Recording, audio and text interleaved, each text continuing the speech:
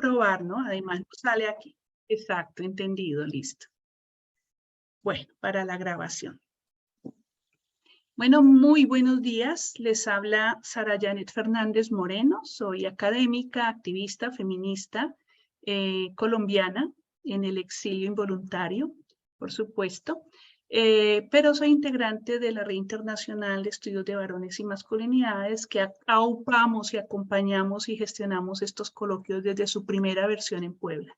Nos da mucho gusto ver gente nueva, joven, y gente joven y nueva también en las temáticas. Jóvenes son los de la misma edad de uno, partamos de allí. Así que les voy a proponer, para escucharnos y poder conversar entre nosotros, 10 minutos de intervención. Les marco 2 minutos, prendo la cámara o prendo el micrófono y ya saben que tienen 2 minutos para que redondeen. Luego aprovechamos y hacemos siquiera 1 o 2 rondas entre las ponencias de la mesa, porque seguramente ahí podrán encuadrar mejor las cosas y ya abrimos a público asistente. Hasta la fecha ha sido muy rico así, entonces les propongo que repliquemos. Tenemos entonces a Rodrigo Azócar González de la Universidad Autónoma de Chile. Voy a pasar lista primero, Rodrigo, y luego empezamos. Eduardo, te estoy viendo, sí, Yumipanta de Ecuador, un gusto. Mateus Cribellari Flortes y Flavia Fernández de Carvalho. Ok, Mateus, un gusto. Lina Rocío Quevedo Cerquera, de la Corporación Surgir, ¿no ha llegado? Listo. Fernanda Gandolfi, perfecto. Si les parece, vamos a empezar en ese orden y dejamos de última a Lina Rocío, que en el momento que ella aparezca, pues será la última en intervenir. Ahora, permítanme, me muevo aquí para poder leer el título. Si quieres hacer alguna aclaración del título, ahora la haces empezando, Rodrigo. Masculinidades y neoliberalismo en Chile, análisis y experiencias desde los márgenes. Están muy relacionados varios de los trabajos con la mesa que coordiné también ayer, que es la mesa 5, así que de entrada les recomiendo que puedan ver la grabación de la mesa porque a todas las ponencias de esta mesa les va a interesar mucho también la discusión que allá tuvimos. Así que 9 y 10, adelante, Rodrigo, somos todas oídos. Muy bien, buenos días a todas, a todos. Primero agradecer, estoy muy contento de estar participando en este evento y como decía Sara, además con gente de tan diversos lugares y me imagino interesantes propuestas. Sí, sí, también buen día Mateus y toda la gente que está en Brasil. Mi presentación va a ser bien breve, quiero acotarla, principalmente como decía la moderadora, tener la oportunidad de discutir y quizás abrir otros espacios también para la discusión. Le he titulado Masculinidades y neoliberalismo en Chile, análisis y experiencias desde los márgenes, principalmente porque planteo un gran problema que está relacionado con el contexto de mi país, principalmente analizando los últimos 50 años desde la perspectiva de el golpe de Estado de 1973 que viene a modificar a la estructura social de ese momento y que de alguna manera por una condición coyuntural, pero sobre todo una cuestión política y económica, se presenta una posibilidad de instalar un modelo neoliberal y como fue reconocido además como un laboratorio del neoliberalismo a nivel mundial. Triste récord para mi país, pero bueno, lo queríamos ahí analizar desde esta perspectiva de las masculinidades. El problema, por tanto, lo ubico en este contexto de dictadura entre 1973 y 1990, desde el contexto del nuevo orden mundial, los elementos de la Guerra Fría, ese momento, ese nivel ideológico, lo que ocurría en América Latina, en nuestros países, y además desde la perspectiva posmoderna. Ubico la discusión de las masculinidades porque me interesa conocer cómo en la construcción de estas masculinidades las personas que nacen posterior a la dictadura reconocen esos elementos políticos, sociales, culturales en su propia construcción identitaria. Por tanto, las masculinidades a las cuales yo voy a hacer referencia principalmente son masculinidades abyectas, es decir, subjetividades que de alguna forma reconocen este contexto histórico y político como un elemento que influye negativamente además en su configuración identitaria. Algunos elementos adicionales, quizás para mí es importante reconocer la experiencia vital de estos sujetos que se van a identificar desde una masculinidad no hegemónica principalmente, asumiendo también la contrahegemonía como una posibilidad de lucha, de discusión, de crítica, de cuestionamiento a una estructura social, económica y política instalada desde la fuerza, evidentemente, desde el miedo y el terror, como lo dio el contexto de la dictadura militar en estos años. Desde allí planteo algunos elementos básicos, me posiciono desde los elementos que plantea Wicks sobre la idea de la subjetividad masculina y sus vínculos con la configuración de las sexualidades, principalmente desde la penetración que genera el sistema neoliberal en todos los aspectos de la vida cotidiana, remarcando sobre todo el privilegio del mercado como un espacio de interacción y sustento fundamental para el análisis de las posibilidades de cambio social. Para mí en particular, reconocer esta forma de estructuración social desde el mercado como el gran elemento, también interviene en la configuración identitaria, y lo voy a avanzar un poquito más. Desde aquí hay tres elementos que me parecen importantes. Primero, la configuración de estas masculinidades no hegemónicas, es decir, aquellas que reconocen que hay un contexto que les obliga, que les describe, pero también desde una posición de clase social, de una posición de poder, ¿sí? Quizás los marcadores sociales de diferencia, como en Brasil también se estudian, tienen una relación importante en esta configuración identitaria. Para mí, los elementos de subordinación y de poder están presentes en esta configuración de masculinidades de este grupo de personas que nacen posterior a la dictadura, porque además existen otros tipos de masculinidades que no van a ser reconocidas como válidas dentro de este contexto neoliberal. Por tanto, la existencia de masculinidades hegemónicas va a requerir de una producción de grupos subordinados, subalternos, ubicados socialmente en contextos de precariedad, desigualdad y tensión social. Y estas relaciones de poder van a estar evidentemente promovidas desde las instituciones, familia, escuela, entre otras, y va a implicar condiciones para ser considerado parte de aquella masculinidad hegemónica o también que impidan otra variedad, otras versiones de estas masculinidades. Desde la perspectiva teórica, tomo algunos elementos vinculados a las características y acciones de las representaciones que tienen las masculinidades en el contexto de los últimos 20 años. También lo considero como un elemento desde el género normativo, como el género viene de alguna manera a reconocer también una cierta estructura y la hace permanente, y además la asignación de lo masculino en un contexto neoliberal. Juntamente con eso, me interesó mucho la propuesta de Rita Segato en torno a los mandatos de las masculinidades y cómo estas estructuras también van a entregar ciertas pautas de vinculación, de desarrollo en un contexto como el que estoy describiendo. Además, dentro del sistema neoliberal, los privilegios van a ser fundamentales para reconocer aquella estructuración de las masculinidades dentro del contexto social. Y que en América Latina en particular, y lamentablemente en Chile, produce desigualdades que permanecen hasta el día de hoy. ¿Cuáles son las críticas al concepto? Principalmente cuando hablamos de masculinidades no hegemónicas, hablamos de un énfasis en los cambios culturales, pero quizás dejando un poco de lado la individualidad. También el concepto de hegemonía, evidentemente, hay que remirarlo, hay que revisarlo, principalmente porque no a todas las personas le afecta por igual. Entonces, allí hay un elemento que quizás también hay que discutir dentro del contexto de lo masculino hegemónico. Y además, la masculinidad hegemónica no es una norma cultural, por tanto, va cambiando, se va modificando, pero lo que yo he podido observar en el trabajo realizado, también hay ciertos patrones que se van repitiendo, ¿sí? Me interesa, por tanto, reconocer este sujeto subalterno que está en una condición de exclusión, principalmente por su identificación, desde los discursos hegemónicos de esta producción que genera el neoliberalismo.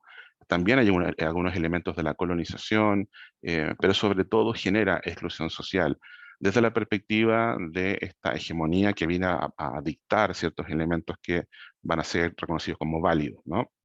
Y además me interesa, evidentemente, mirarlo desde una perspectiva interseccional.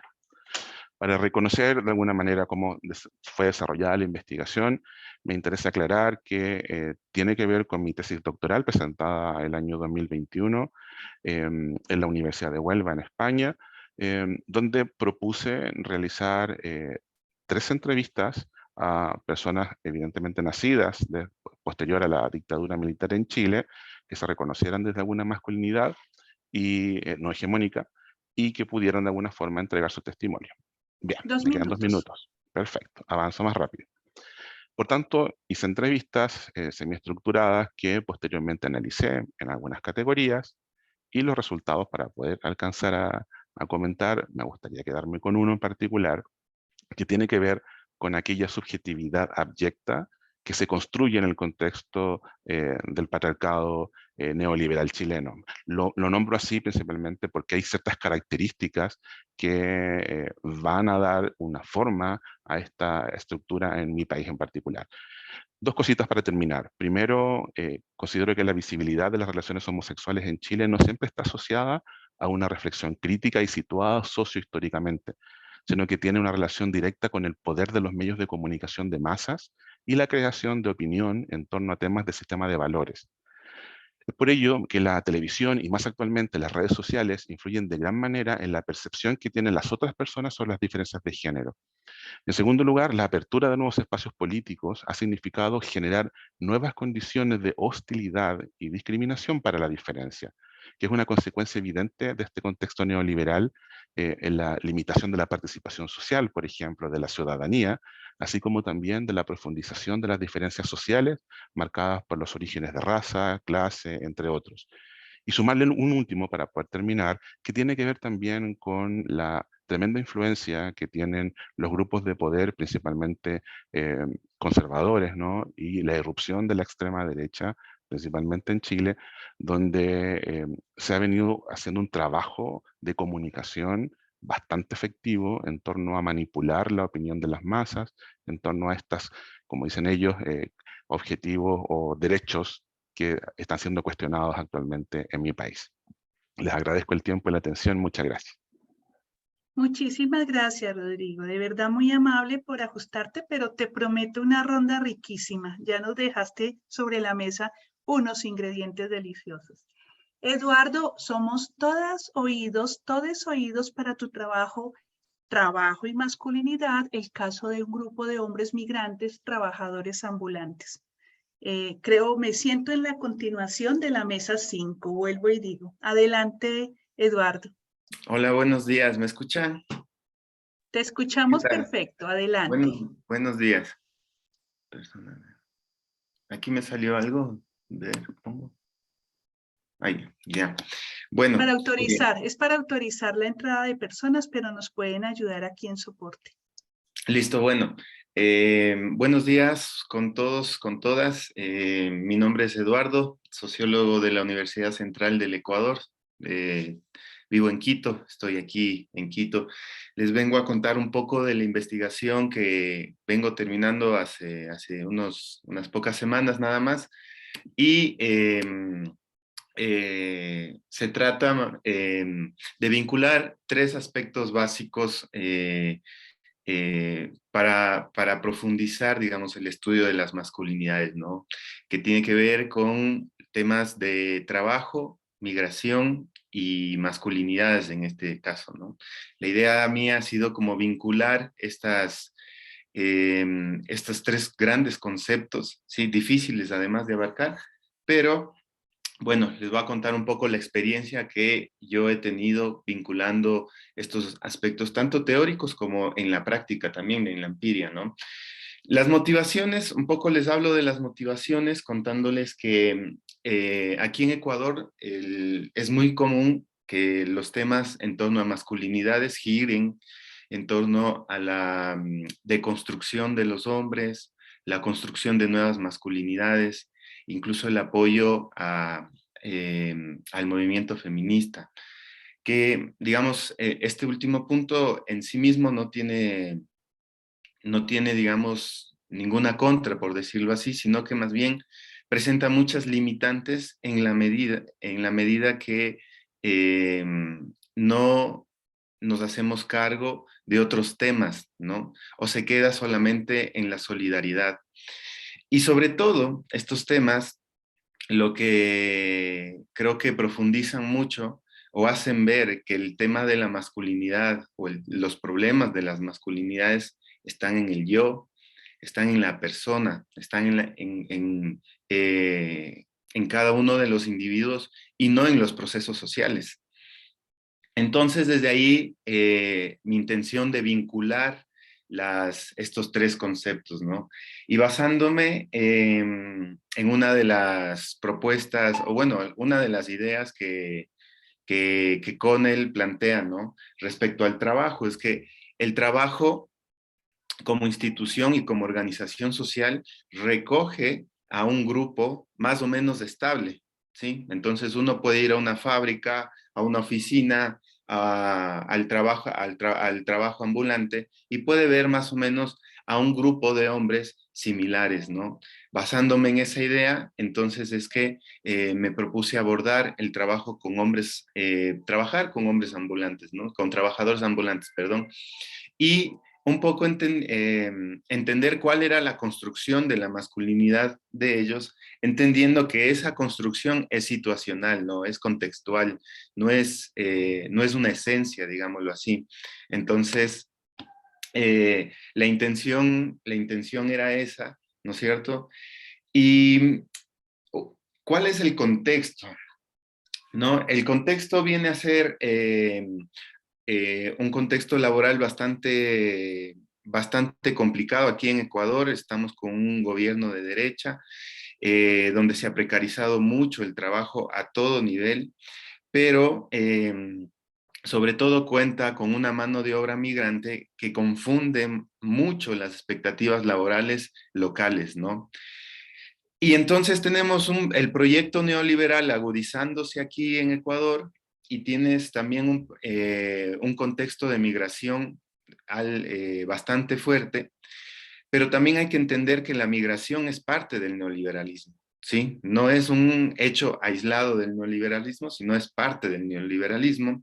Entonces, ¿qué pasa? Que Ecuador, la mayoría de migrantes han sido venezolanos, ¿no? Y voy a hablar un poco en torno con ese contexto, ¿no? Si bien la migración venezolana ha estado como bastante fluida y repartida en Latinoamérica, en Ecuador, digamos, quizás es la primera población migrante ahora, ¿sí? Y claro, esta gente no puede vincularse a espacios laborales, digamos, por medio del asalariamiento, por medio de una formalidad laboral, sino que se conecta con el mercado laboral por medio de estrategias de sobrevivencia, estrategias de subsistencia, ¿sí? De reproducción para el día a día, de reproducción para sostener la vida en un momento concreto, ¿no? Entonces, a estas estrategias que los migrantes han creado, una de ellas, pues, es obviamente el trabajo ambulante en la calle, ¿no? Que normalmente es regularizado, que normalmente es perseguido, que es tachado como, como moralmente, digamos, como algo informal, malo, y que y que digamos, los discursos estatales, institucionales, han generado o han construido sobre todo dos discursos, ¿no? El uno tiene que ver con la competencia laboral, con los trabajadores nacionales, y el otro tiene que ver con la inseguridad, ¿no? Entonces, estos dos grandes discursos caen a espaldas o llevan, ¿no? A espaldas de estos trabajadores ambulantes, ¿no? Que son perseguidos, que son constantemente acosados por las autoridades locales, ¿no? Entonces, tienes una población migrante que está bastante atropellada por estos discursos, por así decirlo, ¿no? Por la competencia laboral y por la inseguridad. Son asociados mayormente a ese tipo de discursos, ¿no? Entonces, lo que resulta de eso es que se construye grupos marginados, ¿no? Construyes grupos aislados del sistema productivo que empiezan a conectarse de manera de manera, con estrategias de reproducción improvisadas, ¿no? Olvidando sus carreras, olvidando sus proyectos del... 2 minutos, ya. 2 minutos, Eduardo. Ya. Bueno, para ir a lo último más bien, ¿qué pasa que hace ver por medio de las subjetividades, qué pasa? ¿Qué hace ver esto de la marginalidad, ¿no? Primero, organizaciones familiares donde los roles y los estereotipos de género se desfiguran, porque todos necesitan trabajar, todos y todas necesitan trabajar en pro de un proyecto de subsistencia, ¿sí? Si el hombre asume el trabajo de la educación, si el hombre asume el trabajo de casa, va a ser, en fin, de una estrategia de supervivencia. Es decir, la marginalidad borra varios de los roles que hombres y mujeres normalmente los asumimos, ¿sí? Pero más no pueden borrar la autoridad hegemónica y el beneficio del ser hombre, ¿sí? Es decir, borramos el rol, pero no la autoridad hegemónica o aquellos beneficios que se nos es dado por el simplemente hecho de ser hombres, ¿no es cierto? Por otro lado, lo que hace de notar es que hay masculinidades subordinadas dentro del mismo grupo masculino, ¿no es cierto? Por el mismo régimen masculino encontramos toda una escala de hombres subordinados en distintos momentos, ¿sí? Somos subordinados en el espacio del trabajo, pero más no subordinados en el ámbito de la intimidad, de la pareja, en el ámbito de la familia, ¿no es cierto? Tenemos una homosocialidad, ¿sí? Mucho más compacta en el sentido que más solidaria, ¿sí? Espacios de masculinización donde el migrante ayuda a proteger a otro hermano migrante, ¿sí? Todo esto, lo señalado hasta ahorita, sin romper con la lógica de la autoridad masculina, ¿no? Voy a dejar quizás planteado una pregunta en ese sentido. ¿Es la masculinidad en sí un problema? ¿Sí? Porque siempre ha sido juzgada la masculinidad en la vida de los hombres, pero no en los procesos sociales, ¿no? No en los procesos de producción social. Entonces, quizás pueda ser una pregunta que podamos trabajar más al rato. Gracias. Me gusta mucho que lo cierres así, Eduardo, para provocarnos. Muchas gracias. Bueno, tenemos entonces a Mateus Crivellari Fortes e Flávia Fernandes de Carvalhais, Universidade Estadual de Londrina, Brasil. Mil lutas, mil retas, homens em situação da rua na mídia. Noções de masculinidades em disputa. Adiante, Mateus, bem-vindo. Olá, bom dia. Me escutam? Oi. Ei, bom dia. Sí. Ouvimos bem, ouvimos bem. Não sei se falo português ou se hablo portunhol. O que Fala prefere? portuñol, por favor. Fala portuñol. Lento, Portunhol. despacio y vamos. Ok, obrigada. Sim.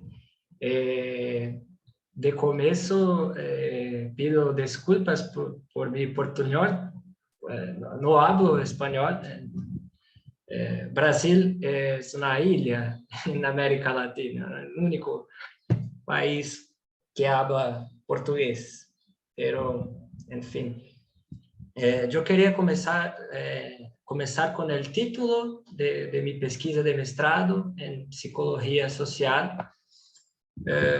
Mil Trutas, Mil Tretas es un trecho de una música de rap de una banda llamada, conocida como Racionais MCs.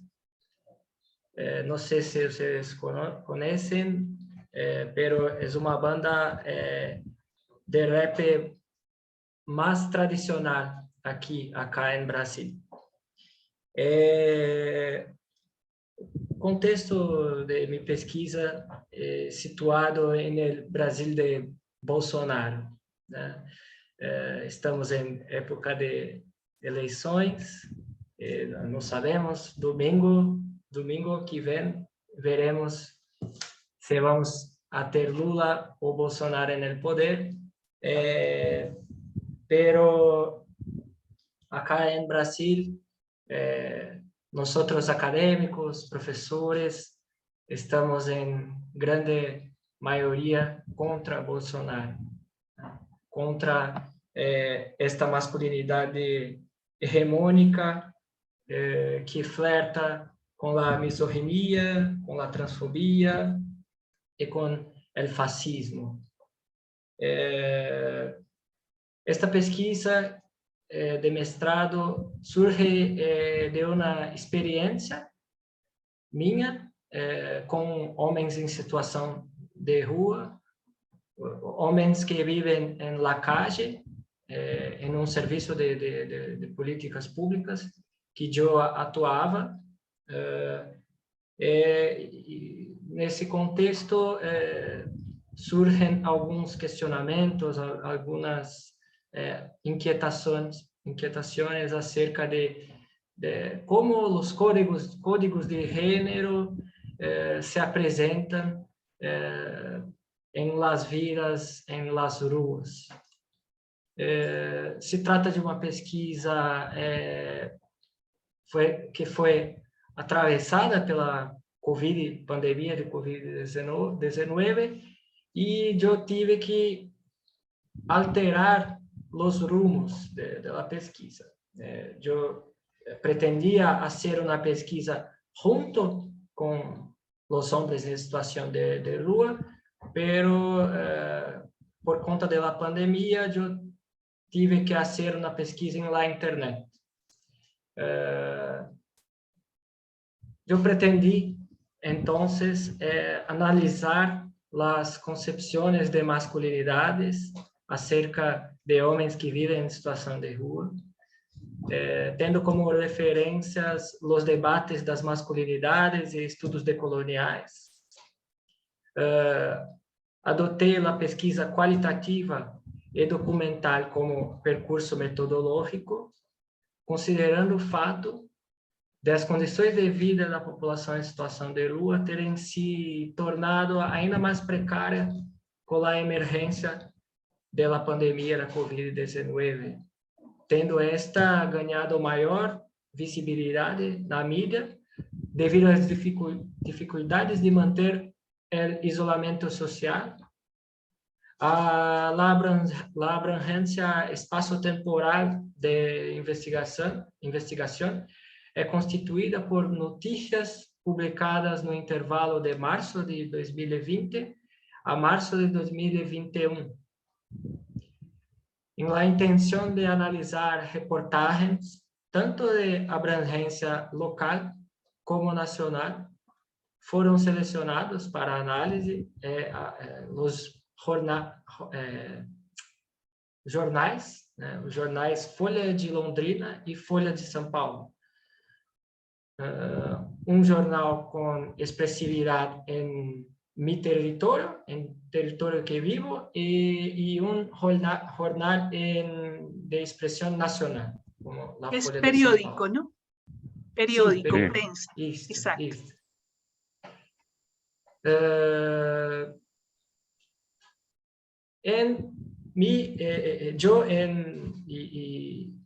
Minha orientadora, Flávia, de mestrado, fomos percebendo como a produção de masculinidades é analisado no âmbito de uma matriz colonial de poder, a partir de Aníbal Quijano, que engendra expressões localizadas como hegemônicas, subalternas e também subversivas.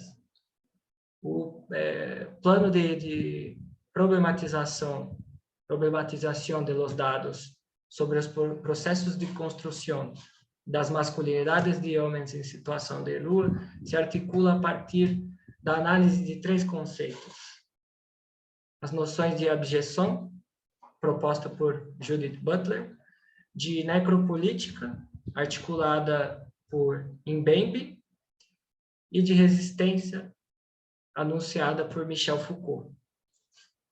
Em los debates, são também problematizadas determinadas verdades que o discurso jornalístico de los periódicos faz circular e que engendram estereótipos, figuras lendárias, imagens de controle sobre tal população e que operam para reafirmar e ou desestabilizar prerrogativas tradicionais de gênero.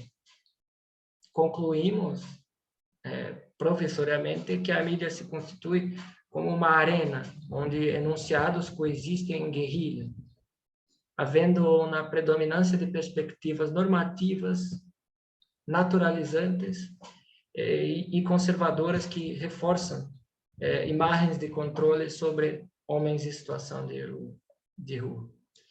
Em menor escala, percebemos que alguns enunciados articulam em aliança a movimentos de resistência, que reivindicam autodefinição, cidadania e exercício pleno de sua humanidade. Na pesquisa, fomos percebendo o surgimento de alguns personagens. A população atribuía características, estigmas a tais personagens. 2 minutos.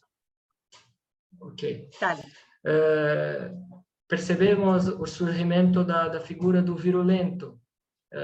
Alguns homens em situação de rua se queixaram de que não conseguiam mais obter os seus meios de sobrevivência, né, a partir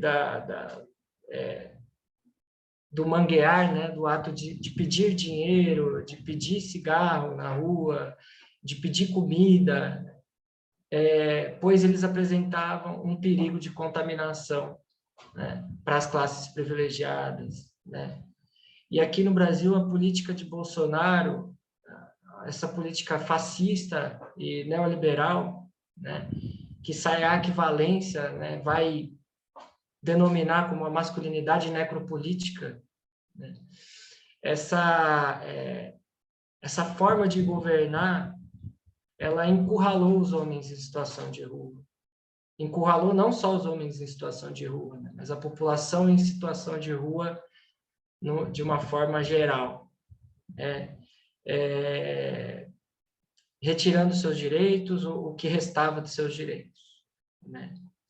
Então, a política, né, da atual gestão federal, né, promovida pelo bolsonarismo, se constitui, né, a partir desse caráter, dessa masculinidade necropolítica, e subalterniza e extermina, né, alguns segmentos da população, como pessoas em situação de rua, população LGBTQIA+, né, população trans, indígenas, imigrantes, dentre outros. Bom, não sei se eu consegui me expressar bem, tive dificuldade para falar espanhol, né, mas espero que tenha entendido algo, e fiquei impressionado como as nossas pesquisas, elas se conversam. Gostei muito dos colegas que antecederam e agradeço pela atenção. Estoy segura que sí, estoy solamente picándoles la lengua, no más. Y además yo estoy también aquí tomando notas. Se te entendió muy bien, Mateus, no hubo problema. Bueno, yo antes de darle la palabra a Fernanda, quiero saber si Lina Rocío llegó. Pareciera que no, porque no me han avisado. Ok, bueno. Como decimos, Mateus, temos pena que no pudo venir, mas son más tiempo para nos. Bueno, entonces, Fernanda Gandolfi, sí, es Gandolfi, ¿verdad? La épica subalterna de la masculinidad. Ya en las ponencias de hoy, la palabra subalternidad y subalternas están a la orden del día. Así que, Fernanda, todas oídos para ti. Adelante. Muchas gracias. Bueno, yo los saludo desde Montevideo, Uruguay. Voy a intentar compartir pantalla. Esperen a ver si acá. ¿Ahí se ve? Bien. Bueno, yo soy antropóloga de la Universidad de la República. de acá de Uruguay. Voy a tratar de leer, así puedo ceñirme bien al tiempo. Este trabajo que les presento es una de las líneas de análisis que vengo desarrollando en la investigación etnográfica que realicé para la tesis de maestría de antropología que hago en la universidad. Y es una línea que comprende el análisis de las performances corporales de varones militantes obreros de la construcción. Bien, la etnografía tuvo como principal objetivo describir y analizar las performances masculinas y las subjetividades de varones de clase obrera, estudiando los discursos, las prácticas y las experiencias de los varones militantes del SUNCA, que es el Sindicato Único de la Construcción y Anexos. Esa es la sigla bajo la cual se conoce al único sindicato que nuclea a los obreros de la construcción en Uruguay, que es un sindicato que tiene representación en los 19 departamentos del Uruguay, y que forma parte del PIT-CNT, que es la central sindical única en nuestro país. Entonces, bueno, la idea fue investigar sus trayectorias de militancia y políticas, y cómo esa dimensión se articulaba con sus vidas íntimas y privadas y familiares. Mi trabajo de campo se desarrolló durante todo el año 2020, principalmente en las brigadas llamadas Agustín Pedrosa. Las brigadas Agustín Pedrosa del ZUNCA son brigadas solidarias, que son intervenciones sociales organizadas por el sindicato con el fin de refaccionar, construir la vivienda de familias en situación de precariedad y de alta vulnerabilidad socioeconómica, o refaccionar centros comunitarios, escuelas, o lugares que se hayan visto afectados por alguna cuestión climatológica, como inundaciones o tornados. Y son de participación voluntaria para los obreros de la construcción. Entonces, mi universo de estudio comprendió a estos varones, militantes del ZUNCA, que a su vez son afiliados al Partido Comunista del Uruguay, varones adultos que rondan entre unos 30 y 55 años, y viven todos en la ciudad de Montevideo. Algunas de las preguntas que yo me hacía eran, bueno, ¿cuáles son las características que me hago e intento responder? ¿Cuáles son las características específicas de esas masculinidades de clase obrera? ¿Cuáles son los atributos de las masculinidades de clase obrera que concretizan una imagen de mayor virilidad y hombría en estos varones? ¿Y cómo impacta la articulación de militancia y heroísmo en sus performances masculinas? Bien. Estas son algunas fotos que yo saqué, por ejemplo, trato de pasar rápido porque estoy como medio apurada, pero cualquier cosa después intercambiamos quiero que me dé el tiempo. Esta foto la saqué yo en una movilización que fue este año, esta también, y me quiero detener un poco en esta. Agustín Pedrosa. Agustín Pedrosa, las brigadas se titulan, son llamadas en honor a Agustín Pedrosa, que fue un militante sindical y político que se desempeñó como obrero de la construcción, y que además en el Congreso Fundacional del sindicato, en el año 1958, fue electo como el primer presidente del ZUNCA. Pero además no es menor, porque Agustín Pedrosa era afro. Uruguay tiene, más o menos para que sepan, entre un 10 y un 11% de población afrodescendiente. Y Óscar Andrade es un ex dirigente general del ZUNCA, es quien está, no sé si acá lo ven, es este que yo señalo, en el medio acá, de mameluco azul, caminando, trillando los barrios, como dicen ellos, en alguna de las brigadas. Óscar Andrade es actual senador de la República, y fue precandidato a la presidencia en las últimas elecciones. Es senador de la República por el Partido Comunista, y además es ex dirigente general del ZUNCA. Es una persona muy asociada al sindicato, y que además es compañero de militancia de muchos de mis interlocutores. En una entrevista en 2016, Óscar Andrade decía: hoy en día, donde llevar un símbolo de Nike es lo que te da identidad, miles de obreros de la construcción andan con la insignia del negro Agustín Pedrosa. Es un emblema de lo que representa el movimiento sindical uruguayo. Fue uno de los dirigentes sindicales más importantes de nuestra historia, y murió pobre en una tapera. Los gigantes que tenemos atrás nos enseñaron eso. Bien, acá estas tres son fotos. Bueno, además digamos, la foto donde está Agustín Pedrosa es una placa que el sindicato hizo circular a propósito del aniversario de su nacimiento, en donde ponen nuestra identidad, y esta de acá arriba es obreros en una de las brigadas con la bandera de Agustín Pedrosa, de la brigada. Bien, entonces algunos de los hallazgos que quiero traer, ¿no? Lo que se puede ver es que en los usos y representaciones corporales hay ciertos caracteres de género que son transmutados y reivindicados en sus luchas políticas en base a una combinación de cuerpo, masculinidad y heroísmo. Estos varones protagonizan de alguna forma una cultura del aguante, que es un concepto que traigo de Garriga Zuccalli y Alabarce, que son dos argentinos que lo elaboran para hablar de las hinchadas de fútbol en Argentina. Lo que dicen ellos es que el aguante implica una disposición específica del cuerpo, en la que el cuerpo supone una herramienta simbólica, pero fundamentalmente una herramienta práctica de lucha y de enfrentamiento. Entonces estos varones, me pareció un concepto que traté de extrapolar a mi campo, porque creo que remite a la subalternidad de clase y que además refuerza en ellos caracteres tradicionalmente masculinos. Jorge, uno de mis interlocutores, quiero traer un extracto de una conversación que un día teníamos por WhatsApp, antes de ir a las brigadas, en plena pandemia, estamos hablando de abril de 2020, Jorge me decía, ¿quedan dos? Ah, no, está. Me decía, nos vemos mañana, Zunca Zunca, que es como una arenga que ellos tienen, ¿no? El Zunca comparte todo. La prueba de fuego fue que nosotros fuimos los primeros en mandar a trabajar. Si a los negritos esto no les pasa nada, sigue el resto. Los conejillos de India salieron primero y después a especular. Si no le pasaba nada a los conejitos rojos estos, ahí sale el resto después. Acá es importante decir que bueno, en Uruguay actualmente, luego de 15 años de gobierno de coalición de izquierda, hoy en día hay un gobierno de centro derecha, un gobierno que está claramente aliado con los sectores empresariales, y con el que el Zunca está en general enfrentado.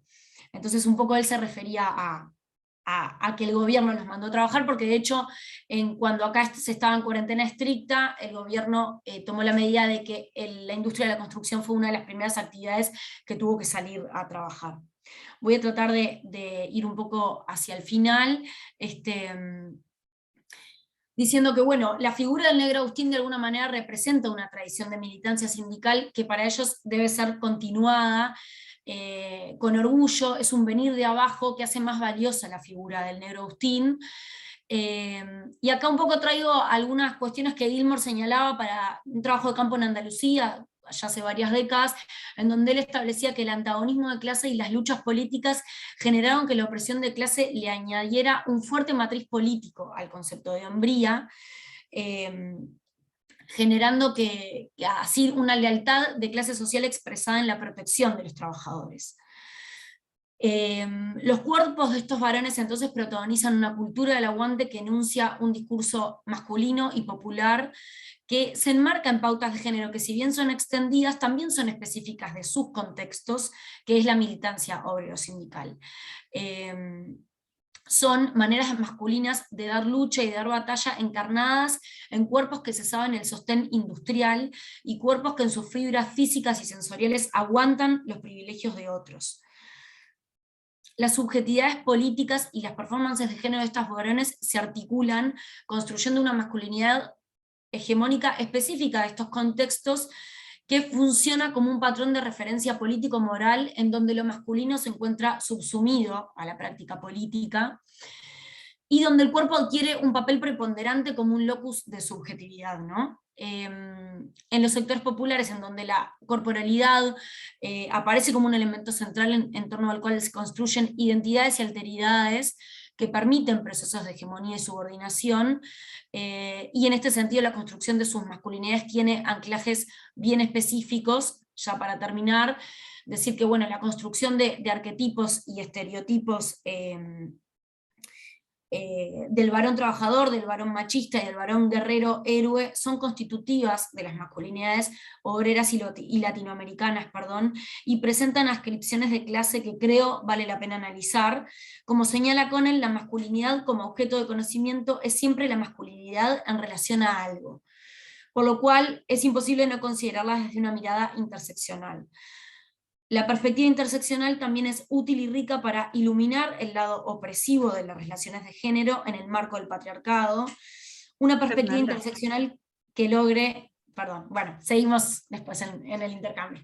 Eso último es otra mesa, porque ahí estás provocando otra reflexión que me gustaría que la retomaras en la siguiente ronda, ¿te parece?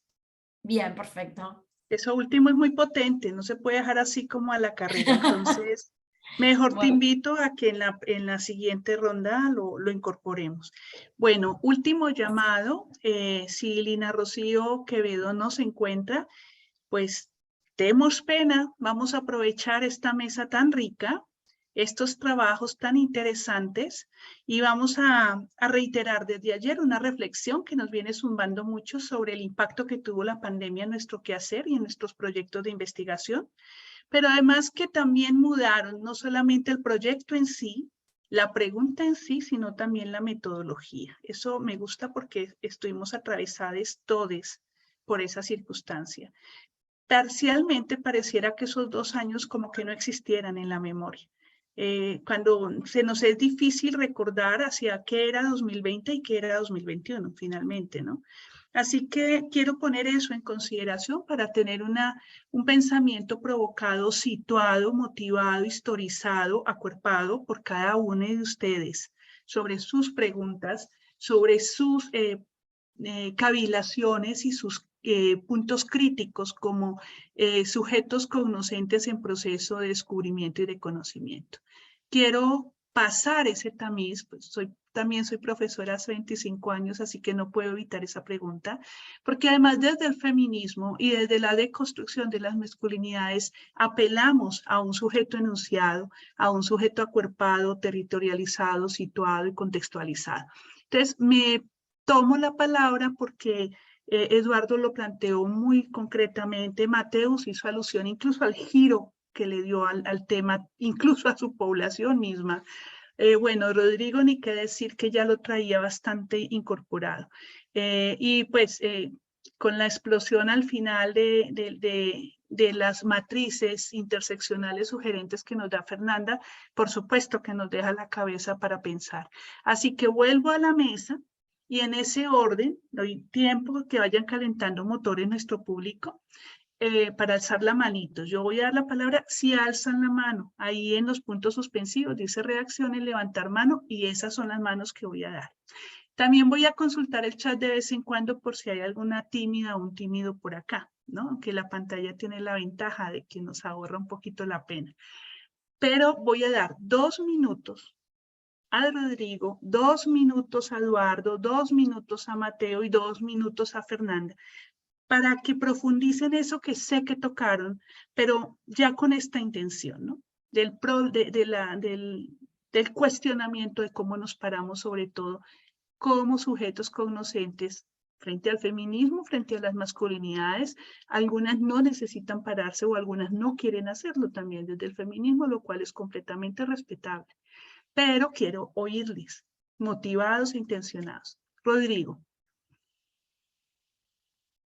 Sí, bueno, interesantísima mesa, muy actual. Además, anoté muchas cosas de las ponencias de ustedes, así que también voy a tener algunas preguntas allí para compartir. Yo haría una breve reflexión en torno a los contextos de los últimos años en nuestra América Latina, ¿sí? Y evidentemente incluimos a Brasil y muy importantemente a Brasil en este punto, ¿no? Sobre todo por la referencia que hacía Mateo sobre el gobierno de Bolsonaro, ¿no? Desde esa perspectiva, al menos desde lo que yo he podido observar en los últimos años, me llama muchísimo la atención cómo las configuraciones de los movimientos sociales también van adoptando ciertos contextos que dan cuenta de la permeabilidad que han tenido con el contexto neoliberal. Particularmente en mi país, seguramente ustedes han escuchado alguna noticia sobre eso, hemos vivido en los últimos años, desde el 2020 hasta ahora, 2019 hasta ahora, perdón, un proceso de efervescencia social, ¿cierto? Que tiene que ver con reclamar mayores contextos de igualdad, ¿sí? que nació con el llamado, mal llamado creo yo, estallido social, y que posteriormente se fue transformando y se fue debilitando evidentemente con la pandemia. Y eso fue también permeando la percepción de la población en torno a derechos, posibilidades, en fin, ¿sí? Y eso para nosotros, en particular, yo hablo por mí, mejor dicho, implicó que en algún momento, hace pocos meses atrás, tuvimos una oportunidad de votar una nueva constitución que fue rechazada. Y eso, de verdad, que para muchos en Chile ha significado un mazo en la cabeza, sinceramente. Por dos, no solo en Chile, toda América Latina sufrió y lloró ese día. Exactamente. Y eso yo creo que recién nos estamos levantando de ese golpe y tratando de analizar qué significa eso, ¿no? Para mí en particular, un análisis muy sencillo, ¿no? Hay una efectividad de las políticas neoliberales que se instalan desde estos grupos de poder, como decía Fernanda cuando vinculaba estos grupos con los empresarios, por ejemplo, o las políticas de la necropolítica que hablaba Mateus, ¿no? De cómo comprendemos estos contextos desde un sistema instalado que busca evidentemente desconfigurar, desmembrar, quitarle valor. Y eso, si bien yo lo había estudiado teóricamente antes, verlo en este contexto ha sido complejo, ¿sí? Em, por eso creo que no podemos hablar solo de pandemia, no podemos hablar solo de neoliberalismo, necesariamente tenemos que vincularnos, ¿cierto? Quizás por eso la perspectiva interseccional también nos ayuda transversalmente con estos elementos, sobre todo en nuestra América Latina, que tiene tanto por descubrir todavía en esos espacios. Ahí hay unos elementos Muchas a gracias. desarrollar. Muchas gracias, Rodrigo. Como rojo es el corazón para estas elecciones de fin de semana en Brasil, fora Bolsonaro, conmovido está el cuerpo después después de la situación en Chile. Así que vamos, Forza. Vamos, Eduardo, adelante, tus 2 minutos. Muchas gracias. Me quedo, digamos, o quiero seguir un poco también desde mi estudio con lo que ya planteaba Fernanda, ¿no? Sobre esta posibilidad de pensar la masculinidad no por sí misma, ¿sí? O sea, ninguno de nosotros individualmente nos definimos por sí mismos, sino que nos definimos por una colectividad, nos definimos en nuestros trabajos, en nuestra familia, en nuestra pareja, en los ambientes íntimos y en los colectivos. Y cada uno de esos ámbitos de nuestras vidas tiene su propio juego de roles, ¿no? Creo que una de las cosas que ha luchado el feminismo o ha planteado el feminismo es precisamente cómo la masculinidad y la feminidad no son esencias, ¿no? No son esencias dadas, sino que son cuerpos construidos, ¿no? Y en materia de masculinidades, los teóricos, las teóricas que han trabajado el tema de masculinidades, creo que han hecho un esfuerzo, un gran esfuerzo teórico por hacernos pensar que el género, la construcción identitaria del género, es siempre posicional, ¿no? O sea, les comentaba un poco la experiencia que yo tuve con este grupo de hombres migrantes, ¿no? O sea, cómo en el espacio de los hombres había, digamos, una posición de poder explícita, ¿sí? Quizás, sí, más explícita por el hecho de que compartíamos con hombres, ¿no? En el caso más íntimo de las parejas, de la organización familiar, no lo era tanto, ¿no? En el caso del trabajo, peor, al ser vendedores ambulantes que son perseguidos por las autoridades municipales, tienes a hombres completamente subordinados, ¿no? Y a un trabajo desprestigiado, marginado, completamente desechable, ¿no? Pero digamos que por otro lado está bastante bien conectado con las empresas locales, ¿no? El trabajo ambulante o sea, es necesario para la economía nacional. No lo reconocen así, ¿sí? por precisamente precarizar el trabajo, porque en el caso de reconocer las condiciones del trabajo ambulante, tendrían que reconocer todos aquellos derechos que se han peleado, digamos, a lo largo de la historia dentro del trabajo, ¿no? Pero bueno, esa es, digamos, una de las discusiones que asumí también, pero en lo que respecta a masculinidades, me parece que al inicio les comentaba que me parece que hay que hacer esfuerzos que vayan más allá de la deconstrucción, ¿no es cierto? Que son, la deconstrucción, por ejemplo, me parece que es un tema muy individualizante, muy de clases medias, ¿sí? Que nos impide hacer conexiones con la masculinidad y los procesos sociales, por ejemplo, ¿no? También decía que acá en Ecuador como que siento yo, o en mi perspectiva de análisis, como que siento que también la masculinidad se queda, o esta perspectiva de trabajar las masculinidades se queda también en apoyar al movimiento feminista. Y creo que no lo digo esto porque apoyar sea malo. Yo creo que el movimiento feminista es uno de los movimientos sociales más importantes que tenemos ahora, ¿no?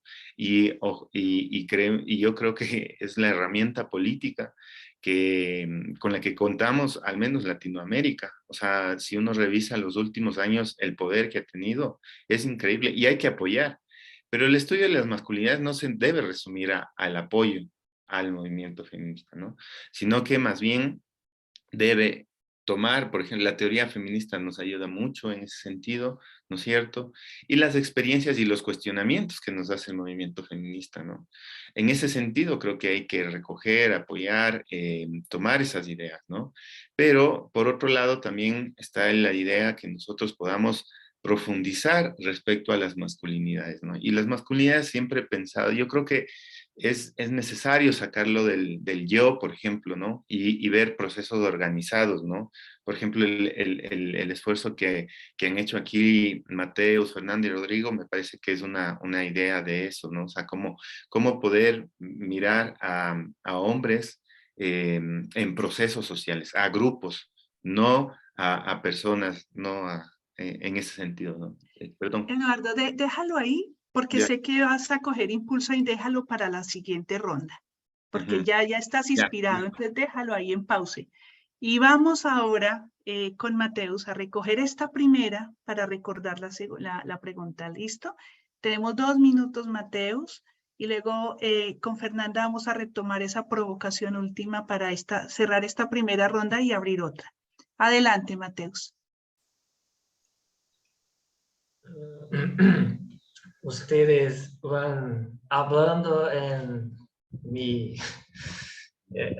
yo voy a maquinar los pensamientos, las ideas, compartir de las ideas de Edu y Rodrigo y Fernanda. Meu percurso en los estudios de género y masculinidades pasa por los feminismos. Porque acá en Brasil somos muy grandes, nuestro territorio es muy grande tenemos actualmente movimientos de mujeres feministas negras, mujeres feministas indígenas, mujeres feministas trans. Entonces, hablamos en feminismos plurales. Tengo algunas questões polêmicas que compartilho com uma amiga minha, antropóloga também, assim como Fernanda, Isabela. Quais seriam os lugares do homem junto a los movimentos feministas? Quais seriam nossas responsabilidades? ¿Cuál sería a importância de los estudos de las masculinidades como parte de los estudos de género? Acá hablamos en los feminismos a partir de la idea, de lo conceito de la interseccionalidad, las interseccionalidades que se sobrepõem. Penso en los feminismos articulado a los movimentos sociales. Y también pienso, por tanto, que se trata de pensarmos en una ética de vida, en una ética de enfrentamento de los movimientos capitalísticos, neoliberais, coloniais. Por isso penso, acredito que en las ciencias sociales como un todo no podemos hablar sino a través de los feminismos. No hay posibilidad, pelo menos a mí, para hablar de masculinidad sin pasar por las perspectivas feministas, así como escribió Benedito Medrado, por una matriz feminista, né, en los estudos sobre masculinidades. Bem, adorei essa parte. Muito obrigado, Mateus. Fernanda, desquítate, haz con nosotros lo que quieras, porque eso que acabas de mandar fue una bomba. Adelante. Bien, termino la última partecita que aparte creo que está bien vinculada a esto último que estamos conversando, pero de Te paso lo decirles dije, que te me lo encantaron dije. las ponencias de ustedes tres y siento muchos puntos en común. Nada, decía que la perspectiva interseccional creo que también es útil y rica para iluminar el lado opresivo de las relaciones de género en el marco del patriarcado, una perspectiva interseccional que logre dar cuenta no ya de las diversas formas en las que se puede ser varón, sino para entender los diversos contextos en los que se debe ser varón. No ya para hacer visibles las identidades individuales de los varones, sino para considerar que esas subjetividades masculinas son construidas en el marco de estructuras de clase, género y colonialidad, que son específicas, pero que al mismo tiempo creo que son estructurales. Me parece que no, pareciera contradictorio, pero creo que no es contradictorio porque van de la mano. Siento como muchos puntos en común en realidad con las ponencias de los tres, pero al mismo tiempo siento un diferencial que es que, bueno, yo soy mujer, y obviamente que mi trabajo es imposible que no haya tenido encarnadamente una perspectiva feminista, y estudiar a varones de izquierda para mí fue un gran desafío, porque hay ahí una lucha constante entre primero está la clase, primero está el género, y con estos varones eso estaba permanentemente sobrevolando, como varones aparte de militantes del Partido Comunista, eso era como un gran desafío, porque yo comulgo con ellos, pero creo que ahí hay como una... Nada, en ese sentido me posiciono mucho en la postura de Nancy Fraser, que es esto de, bueno, construir un feminismo para el 99%, un feminismo que obviamente que piensa en el neoliberalismo, pero también movimientos de clase que nos piensen, que no piensen al género como una lucha de segunda, ¿no? Estoy tirando como grandes bombas, pero me parece que bueno, que en nuestro continente todo, estamos como en todos los lugares en las mismas luchas y de cara a los mismos enemigos, pero ya no podemos pensarlo de manera compartimentada. Nada, por ahí, un poco por ahí. Súper, súper. Recojo estafeta con esta lectura de los sujetos subalternizados, de los subhumanos, ¿no? Porque miren que estamos preguntándonos, yo empecé a estudiar masculinidades por ausencias, por silencios, por absoluto nada, un vacío, un cero, así profundo. Ahora estoy feliz sigo preguntándome por dónde están, qué dicen, qué piensan, qué hacen. Ayer mismo presentábamos una ponencia con un equipo con el que converso sobre esto. pero ha cambiado la pregunta. Ya no es porque no están, porque hay un vacío, sino ¿qué putas van a hacer? Es decir, lo que dice Eduardo, y no una persona, no un individuo, no, ¿qué van a hacer las masculinidades? Y sobre todo en un modelo económico como el que tenemos, que subalterniza, que es aporofóbico, que es clasista, que ningunea, ¿no? Que ningunea y que multiplica a diario en la precarización, en la terciarización, o sea, hablan de gentes vulnerables, pero no dicen que son vulneradas por una recesión, por una toma de decisión política macroeconómica, se van regiones enteras que antes eran productivas y que ahora dependen. Quiero meter el ruido, uno, de la subalternidad y de lo subhumano, porque esto ayuda a pensar un poco el concepto de necropolítica que Mateus nos invita aquí a trabajar, que es el asunto de lo liminal, de eso que no cuenta. Y para hacer patente en la mesa que más allá de minorías, estamos hablando del 80% de la humanidad, si vamos a sumar a todas esas. Y lo otro es que ya no pudiéramos seguir alimentando el sueño binario, ¿no? Santo pulcro, todo blanco, todo negro, todo bipolar, todo binario, todo esencialista. Y esto me parece una provocación que las nuevas generaciones la tienen más clara que nosotros tal vez, y que pudiéramos aceptar esa invitación a deconstruir. Por eso interseccionalidad es tan importante, por eso hablar de feminismos es tan revolucionario. Y a mí sí me gusta, ¿sabe, Rodrigo, hablar de estallido social? Porque puedo calificarlo de estallido. Cuando en Chile más de 200 jóvenes perdieron un ojo por su protesta y en Colombia más de 120 fueron marcados por su protesta dejándolos de por vida sin un ojo, y que ellos valientemente digan tenemos el otro y seguimos vigilando, sí que es un estallido. Y si no es así, no reaccionan, ¿no? Y si no incomodamos, no cambia, ¿sí? Eso también hay que tenerlo en cuenta, como hay que sacudirse, porque así de sacudida está la vida y es la fragilidad de la vida en medio, ¿no? Entonces quiero indagar un poquito más con todos, porque esto del sujeto subhumano, de ese deterioro de lo humano, que paradójicamente en todos sus trabajos han buscado en las conclusiones una salida desde lo colectivo, desde lo comunitario, desde lo social. Y me encanta que hagan la alerta en varios de sus trabajos que ser de izquierda no es suficiente. Sí, o sea, de izquierda o de derecha, si es machista no es ninguna diferencia, o sea, no sirve.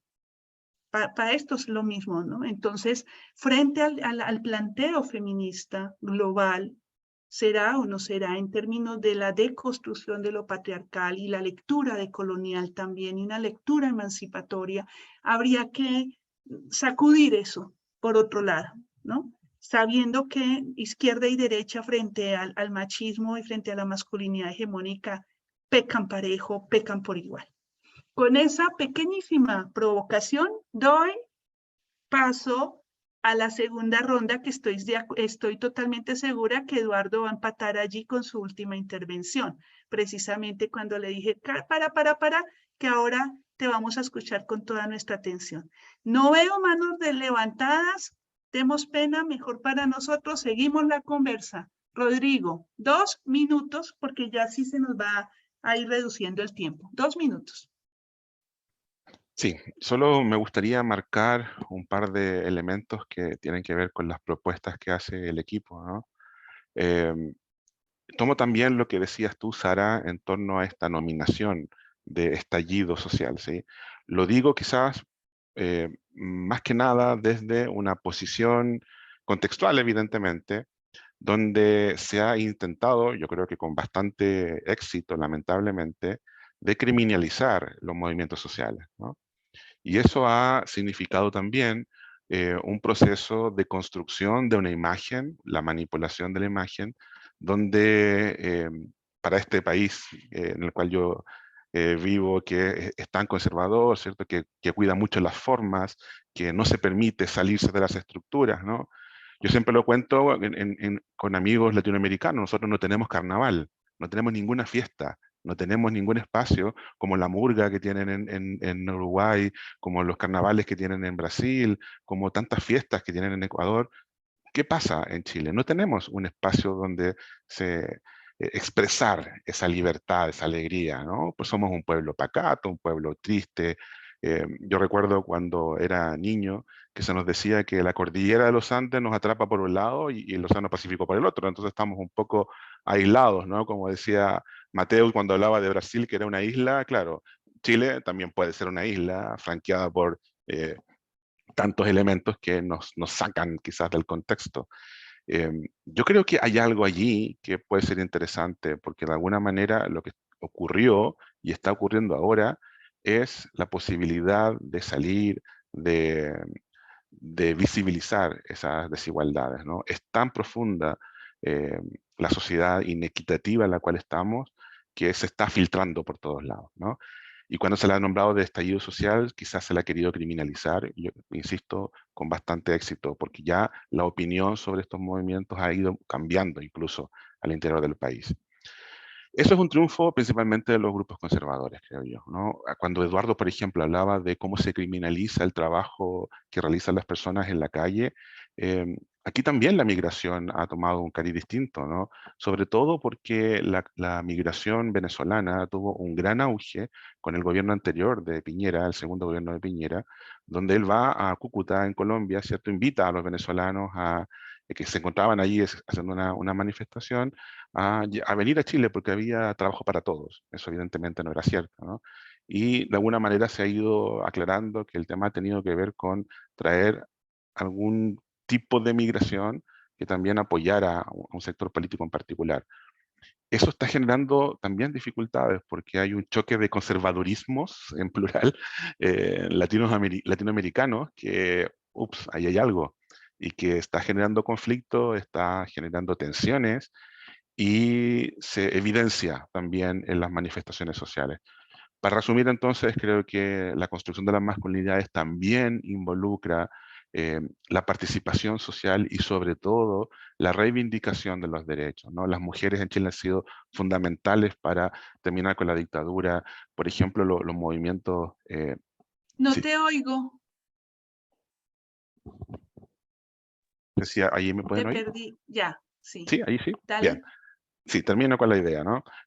Para los movimientos sociales en Chile, principalmente ha sido movilización femenina. Todo lo que terminó con lo que posteriormente se llamó estallido social comenzó por las estudiantes secundarias, ¿no? Las estudiantes que salen a la calle a visibilizar, por ejemplo, la exclusión, la agresión sexual que vivían en diferentes espacios. No sé si perdí yo a... Creo que se conectó, ¿no? Sí, perdimos ahí a... Sí. Pero igual te Sí, estábamos escuchando, o sea, se al- escuchaba, creo que era problema de su conexión, porque yo sí, sí. al parecer. Y bueno, para ir cerrando, quizás darle tiempo para que se vuelva a conectar. Aquí hay un tema, o sea, a mí me interesa muchísimo además la propuesta que hace Eduardo, la propuesta que hace Fernanda, y de alguna manera también lo que Mateus plantea, porque como decían ustedes, hay una red de elementos que parece que están allí, ¿no? Y que nos podrían permitir también pensar nuestras sociedades desde algunas intersecciones, por lo distinto que sean nuestros países, ¿no?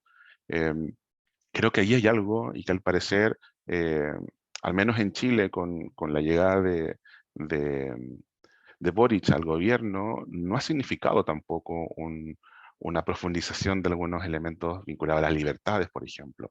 Todo lo contrario, porque hay además una campaña de desprestigio que está desatada de forma bastante evidente y que eso también va cambiando un poco la percepción de la población, ¿no? Que me imagino que también está ocurriendo ahora con la campaña con Lula, ¿no? O sea, yo veía noticias donde aparecían ciertas cosas que eran bastante complejas y pasó con la campaña presidencial en Chile, la última, donde se enfrentaban dos polos, ¿cierto?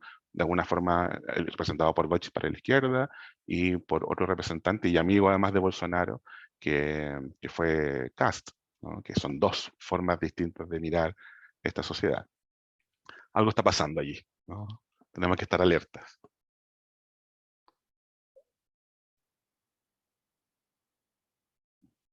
Creo que ahí está Sara de vuelta.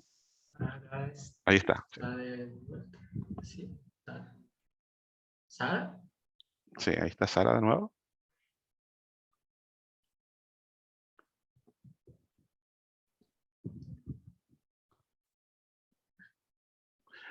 Bueno, quizás mientras llega, podríamos continuar con Sí, con las hola, buenos intervenciones, ¿no? días. Sí, por favor, se le cayó la conexión a Sara, A ya Sara. está ingresando. Ya le vamos a autorizar, porfa, para que se pueda convertir otra vez en moderadora y anfitriona y sigamos con la participación. ¡Ay, qué susto! Hola. Hola, sí, no estoy autorizada a usar video, tampoco, entonces estaba diciéndole, sí, sí estoy, pero no tengo ni, no puedo hablar. Listo, Sara, ya eres coanfitriona de nuevo para que puedas Ay, entrar en tu muchas video. gracias, está bien emocionada y te perdí. Yo dije, primero te dije que era tu sonido, ¿verdad? Sí. Bueno, como decimos, pausa y rewind, te quedaste en esa parte. ¿O Sí, fui yo además, la única que salió? sí, Fue fuiste la la única. única, Sara. Ah, no, entonces adelante, ya redondeemos y sigamos. Sí, No quizás paremos para aprovechar. por honor al tiempo, le doy el pase allí a los compañeros y compañeras Listo, para que Rodrigo, podamos avanzar. muchas gracias, muchas gracias. Pueden compartir cosas en el chat, pueden ponernos publicaciones, pueden ponernos link que nos interesen, eso fue muy rico ayer también. Si tienen cosas publicadas que quieran que les leamos, artículos que quieran compartir, ya que logramos empatar varios temas, les invito a todas, a ponentes y asistentes, a que compartamos en el chat esos documentos. El libre acceso sobre todo es nuestra resistencia, entonces adelante. Gracias, Rodrigo. Sigamos pues entonces, Eduardo. 2 minutos para poder alcanzar a concluir, ¿vale? Listo, ahí ya. Yo creo que, a ver, al final de mi primera exposición, planteaba como 3 aspectos importantes, como conclusiones, digamos, al menos de lo que a mí me parecía como importante resaltar, al menos para esta mesa. Creo que, por un lado, estaban las estrategias de subsistencia que se crean desde la marginalidad, ¿no? O sea, la mano de obra migrante es la mano de obra más vulnerada de la sociedad, ¿sí? Están sometidos a hacer las peores cosas, cosas que no queremos hacer, incluso los trabajadores nacionales, ellos están dispuestos a hacerlo, ¿sí? Entonces, tiene el lugar que ocupa la mano de obra migrante en el capitalismo moderno, es, digamos, es la última, ¿no? La más desprestigiada, ¿no? Frente a eso, las estrategias de reproducción o las estrategias para sostener la vida son muy, muy importantes, ¿no? Son, les decía yo que ahí se desfiguran muchos roles, ¿no? En la experiencia que tenía con estos 8 hombres de migrantes, muchos de ellos se podía ver que con mucha facilidad se desplomaban ante, no sé, por ejemplo, el rol de ser el hombre mantenedor, por ejemplo, ¿no? De ser el hombre que no se mete en la cocina, ¿sí? Sino más bien dependen todos de la fuerza de trabajo de todos, ¿sí? No importa incluso la edad que tengan los hijos, ¿no? Sino que la fuerza de trabajo es importante en la medida que pueda ayudar con algo para la subsistencia, ¿no? Pero, sin embargo, esa ruptura, digamos, de los roles, de los estereotipos que no, comúnmente se lo señalan, no hace que la autoridad, ¿no es cierto?, hegemónica, en este caso la autoridad masculina sobre la que funciona este mundo, se rompa, ¿no?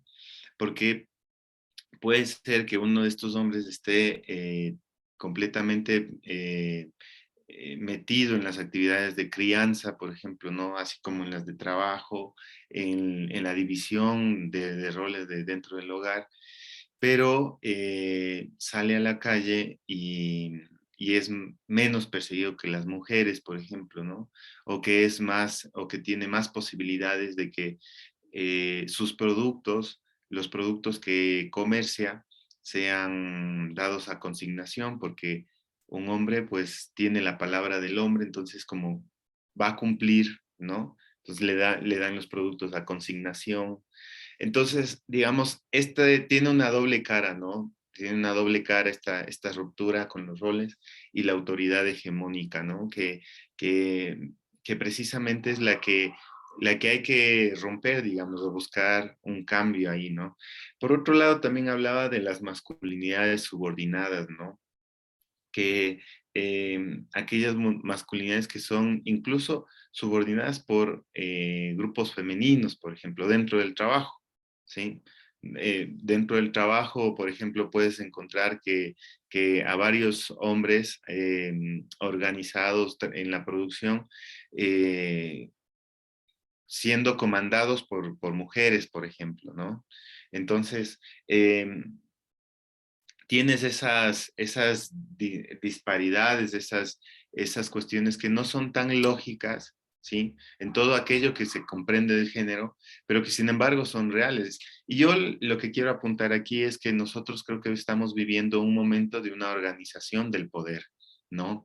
Una organización distributiva, diferenciada del poder, que no es la clásica, ya no es la que se vivía hace unos 30 años, sino que estamos pasando por una nueva construcción de poderes, y en ese sentido yo creo que hay que tener cuidado con aquel discurso de esto de las nuevas masculinidades, ¿no? Porque las masculinidades siempre están refundando, ¿sí? Pero no implica necesariamente que haya una ruptura o que haya una ruptura con la autoridad hegemónica, ¿no? O sea, puedo yo tener una nueva autoridad, una nueva masculinidad, pero siempre correspondida con la autoridad hegemónica, ¿no? Eduardo, déjalo ahí. Puntos Ya. suspensivos para el cierre, ¿te parece? Ya. Porque me parece que toca siempre un punto súper fino que merece toda nuestra atención. Déjalo ahí y para la última ronda ya vamos a tomar palabra y nos vamos despidiendo. Mateus, adelante, tus 2 minutos. Acá en Brasil tenemos un termo muy utilizado principalmente por las mujeres feministas. ¿Conocen esquerdo macho? Esquerdo macho es un termo para describir un hombre que se dice de izquierda, pero que en lo cotidiano es extremadamente machista. Un termo irónico, izquierdo macho, un varón muy bien. de izquierda, ¿sí? Muy bien, muy bien. Y yo acredito que su cuestión, Sara, su pregunta en apuntamento, começo por este termo, esquerdo macho. E acredito que sim, não adianta um homem ser de esquerda e não é suficiente. Não é suficiente e se um homem não se propõe a estudar, ou a se juntar, a somar com os movimentos feministas, não é efetivamente de esquerda, né? Eu acredito que sou formado em psicologia, sou da área da psicologia social, atuo também na clínica, atendo homens na clínica, e acredito que não se trata de divulgarmos se somos ou não feministas apenas, mas quais as rupturas que estamos possibilitando e nos possibilitando em nosso cotidiano. E acredito que isso passa pelo nosso trabalho, isso passa pela discussão sobre as questões de violência, Isso passa sobre... O Brasil, por exemplo, é o país mais transfóbico do mundo e o país que, ao mesmo tempo, tem o maior número de acessos à pornografia trans no mundo, né? Acredito que o caminho seja, talvez, uma das guerrilhas sejam essas guerrilhas discursivas. O que podemos dialogar sobre violência, sobre estupro, o que podemos, quais rupturas, né, podemos pensar em nossos cotidianos, por onde circulamos, seja em casa, seja em questões de paternidade, seja nas questões de saúde, né, porque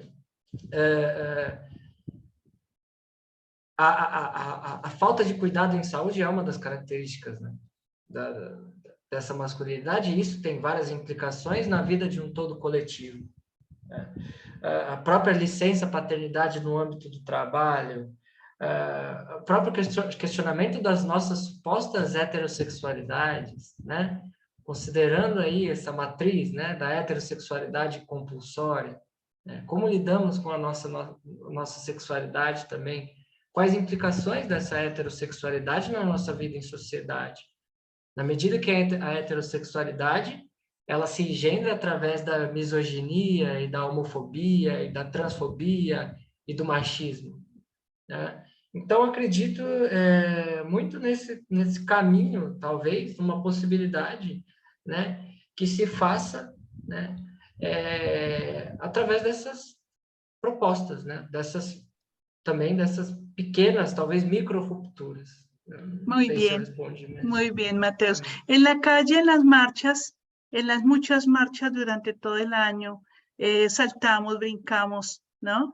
En la calle el Che y en la casa Pinochet, en la calle el Che y en la casa Pinochet, poco, y la verdad, los amigos del sindicato nos querían pegar, furiosos. ¿Cómo?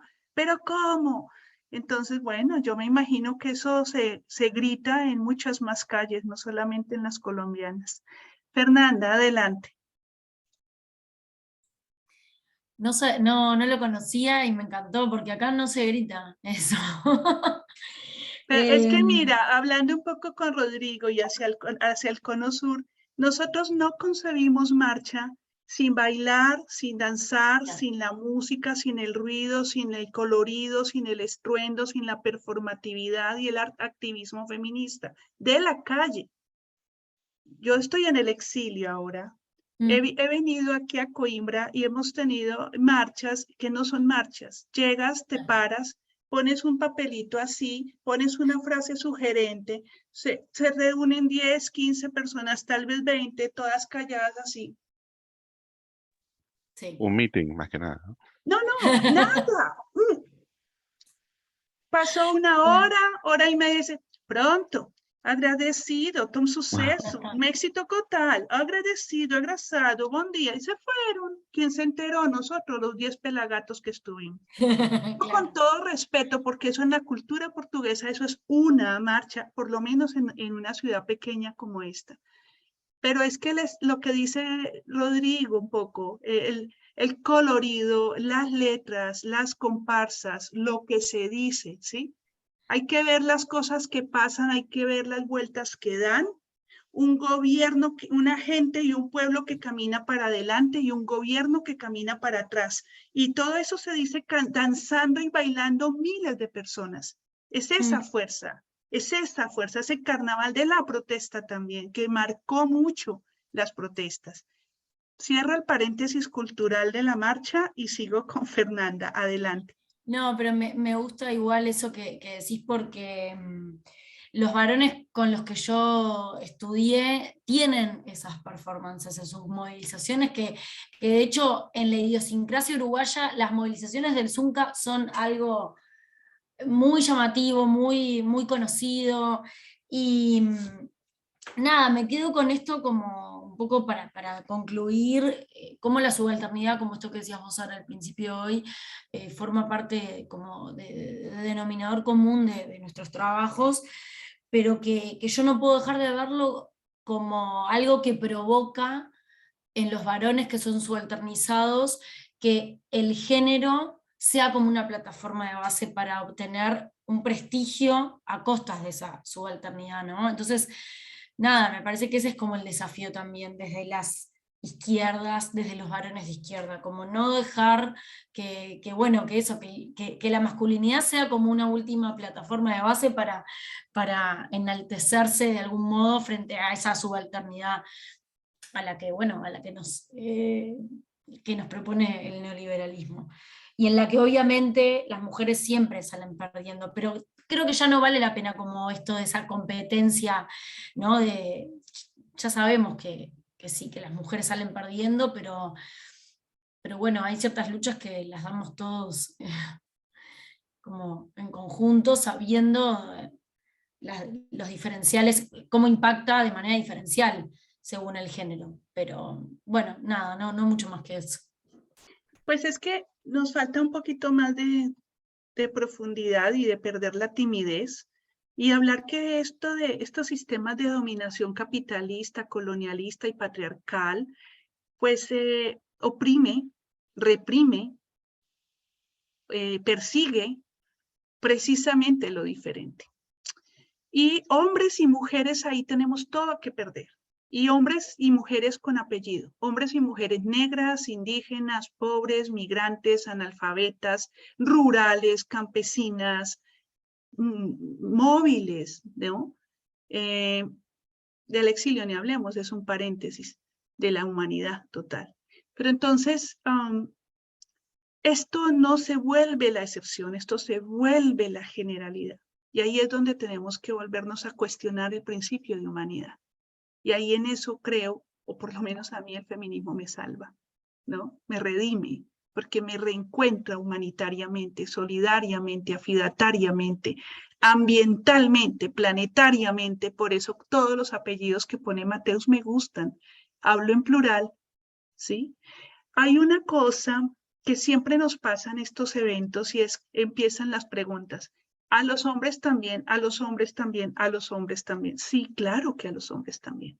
Pero un poco como dice Eduardo, y entonces los hombres, ¿cómo nos ponemos allí? Aunque también en los aparatos hegemónicos institucionales hay unas barreras infranqueables.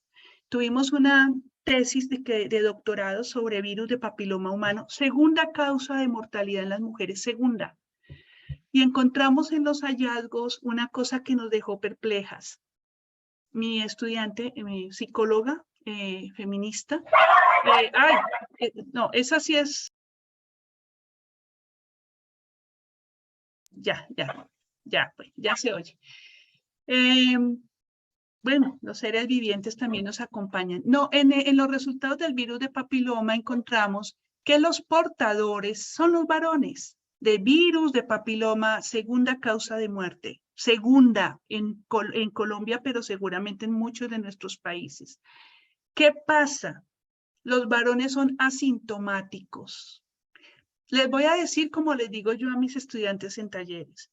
No les rasca, no les pica, no les arde, no les duele, no se ve, no molesta, no impacta, no estorba, nada de lo que pasa en su zona sexogenital.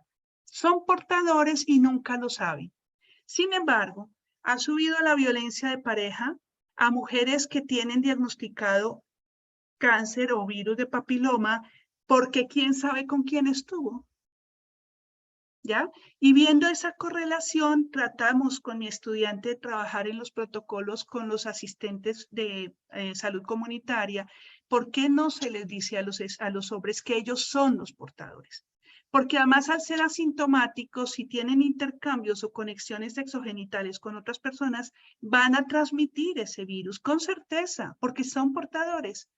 Y la explicación del modelo médico hegemónico en atención primaria para ese programa era que el habeas data y la ética médica les impedía entrar en contacto con los compañeros de las pacientes. Dejo allí. ¿Cómo es posible que un hombre que sepamos que es portador, que es asintomático no tenga ni la información ni el tratamiento y vaya por la vida aumentando la incidencia de la segunda causa de mortalidad en mujeres. Así que, bueno, 1 minuto para despedirse y les dejo esa inquietud solamente. 1 minuto a cada quien para despedirse. Rodrigo, un gusto compartir contigo. Gracias por su generosidad. Gracias por intercambiar sus textos. Les vamos a leer. De verdad, muchas gracias. Me voy despidiendo. Rodrigo, empieza tú y seguimos Sí. en el mismo orden. Muchas gracias a ustedes por el tiempo, por la discusión muy interesante y enviarles un saludo afectuoso desde el sur del mundo. Muchas gracias.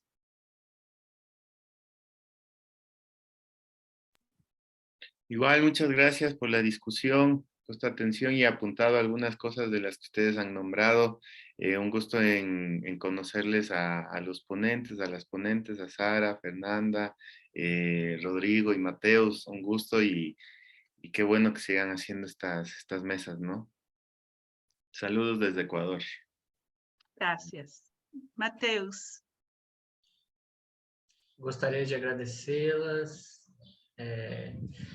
e por compartilhar essas ideias, esses pensamentos com pessoas tão queridas que, né, mal deu para conhecer. Espero que o próximo a gente possa se encontrar presencialmente e saio daqui potencializado por tudo que vocês trouxeram, por todas as problematizações.